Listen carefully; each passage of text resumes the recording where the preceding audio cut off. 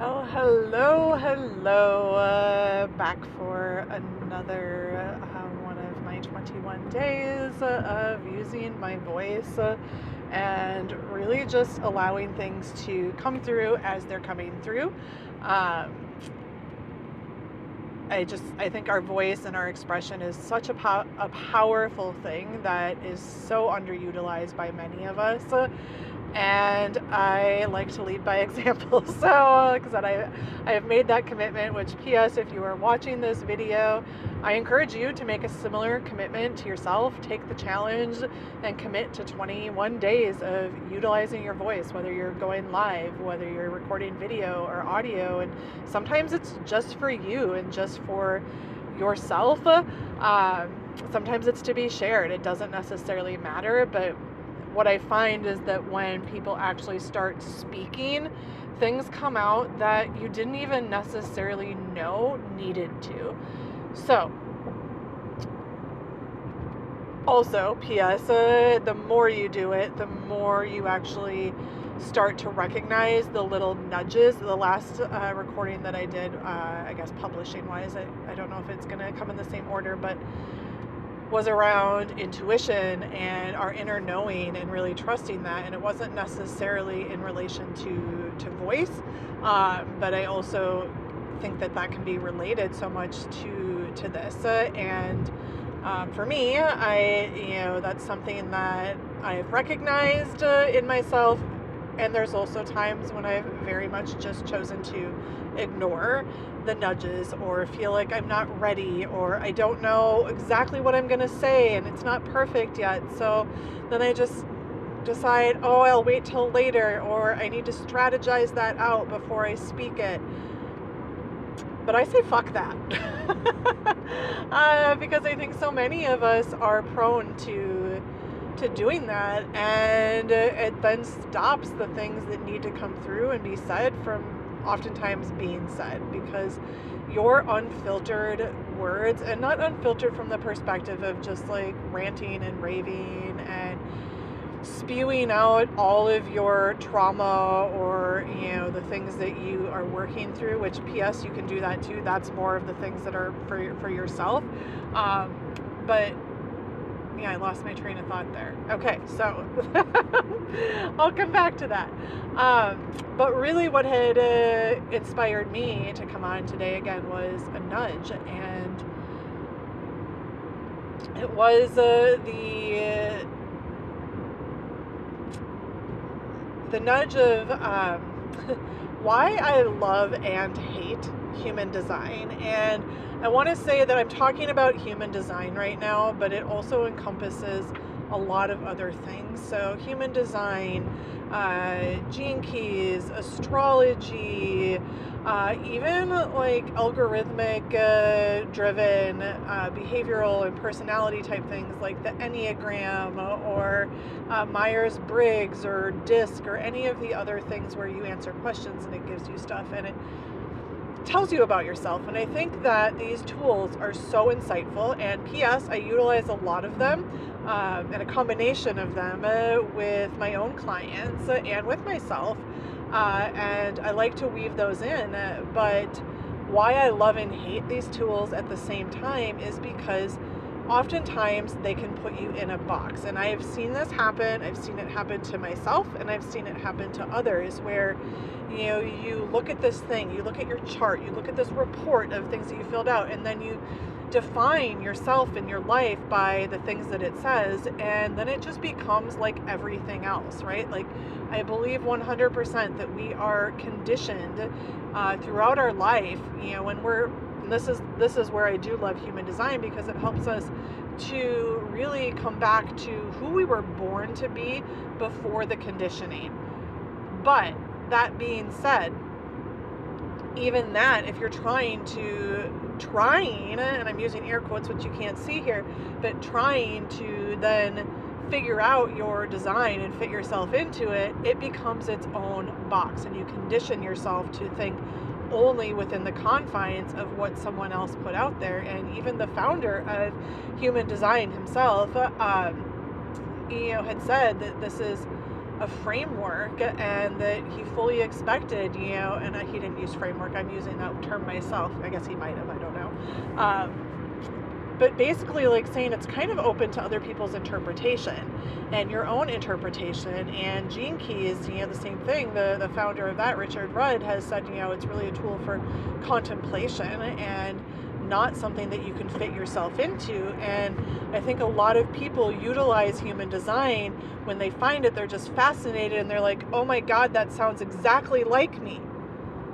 And it's like, in the same thing, when I did the Enneagram, when I did like other profile things, I was like, oh, that sounds exactly like me, which I will say, like, where you answer questions, that is very much from your conditioning versus design, from who you were born to be, because you can't fudge, I mean, you can, but when you were born, your birth details are your birth details. You can't change those like you could change answers to questions, but these all operate in a similar way where you like feel so seen, and then you're just like, you want to absorb everything and know everything, and you can go down this rabbit hole. And I see this happen to so many people, in the spiritual and healing spaces, where you see these things and you feel like, oh my God, that's me. And then you try to build yourself and your world inside that box. And as I said, I utilize these things in my coaching, my consulting, from a business perspective, as well as from a life perspective, helping people to really learn the best way for them to bring clients in, the best way to market themselves, potentially some red flags for how they're going to operate in relationships. But I find when I give too much, then people, like up front, people start to try to fit themselves into that, and then question, well, maybe I shouldn't be doing it this way or that way, or that's not aligned to my design, and it's why it's so important to take everything with a grain of salt, and to not fit yourself into those boxes so much as like really starting to tap into your own intuition, into your inner knowing, while also using things, tools and strategies. And it's funny because, these are tools that people see as a little bit more on the mystical or woo or spiritual side, whatever you want to call that. But it's the same thing when it comes to, business strategies, marketing strategies, even, if you're like more into like just your personal development and stuff right now, even, looking at other people's tools and things that they have designed, from human design to the love languages to, different psychologists and whatever, and everybody's interpretation. And I think that we are changing, and we're in a day and time where we have to open things up to our own interpretation and trusting within ourselves first and foremost. And then we utilize these tools as guides to help us. Now, I can't deny that aspects, like my human design has pretty much, like everything I've read has been spot on. But when I was trying to fit myself into this box to try to figure out what it all meant, sometimes it would drive me a little bit batty, or it would pull me back from trying things, or saying, oh, well, that's not aligned, or that's not, what I'm supposed to do with my human design. Or I would also see other people doing this, and projectors, for instance. I'm not a projector, I'm a manifesting generator. But projectors being like, oh, well, I don't want to burn out and I can't do this. And then they would like pull back from doing anything and taking actions. Well, that's not what that means. So yes, it's all open to our interpretation, but you can utilize these resources, strategic, spiritual, whatever they are, and still put yourself in the box that you've like been put in by your parents, by societal conditioning, by the patriarchy, and it's no fucking different. The thing to come back to is really, again, that inner knowing. And yes, we need strategy in business. Yes, tools like human design and Gene Keys and astrology can be really, really helpful to getting to understand and know yourself.